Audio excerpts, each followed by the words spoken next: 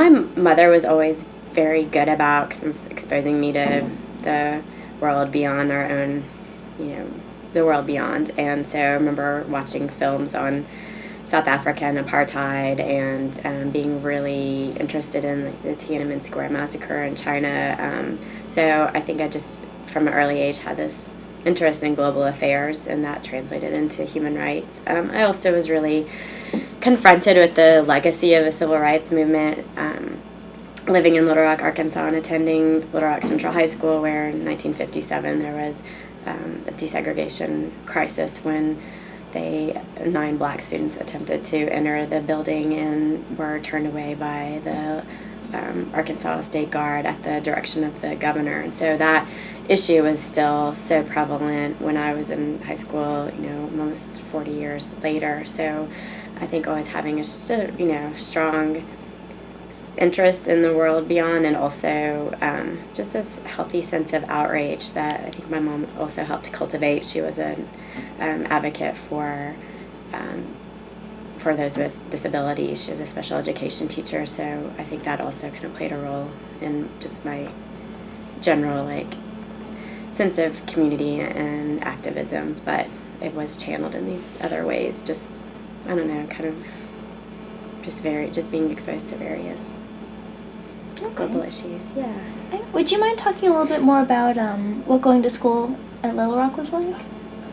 Sure. It was actually like going to school in a war zone, because the neighborhood in which the school was located in downtown Little Rock had completely flipped by that time. So it used to be all white neighborhood, with it was an all white school, and by the time I went there from 90 to 93, the neighborhood was predominantly African American. It was also infested with gang activity. So the Crips and Bloods gangs from Los Angeles had been transported to Little Rock, and the street in front of the high school was considered the dividing line between Crip and Blood gang territory. So we had young kids and pimped out cars just driving up and down on the street in front of the school building. And the year before I got there, a vice principal had been stabbed in her office, and there had been this huge racial brawl.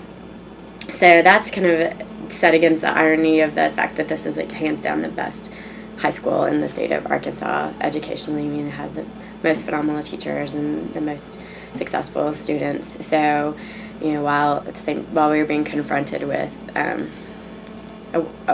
issues that we really were beyond our capacity to understand, in terms of just the racial overtones and the legacy of that city, and what it had been through, we were also trying to get a good education. So the school was kind of on lockdown a lot of the time. We got wanded with metal detectors 3 or 4 times a week. We'd be locked in our classrooms, and we would have people petition to stand on the sidewalk in front of the school with signs that said, would say return to segregation or let's go back to 57. So I felt like that incident was never far from our daily attendance in school there. So it was, and again, it was interesting because there were so many disruptions along those lines, but at the same time, I received a phenomenal education, and was challenged in ways that didn't even come close in college. It was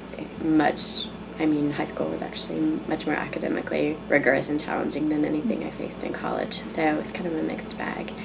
I think it also forced us to grow up, and at least confront some social issues that most people don't have to at that age. Not necessarily effectively. I don't feel like we got a lot of assistance from our teachers. I think they just wanted to get through the days as much as possible, but that's something that's obviously always stuck with me.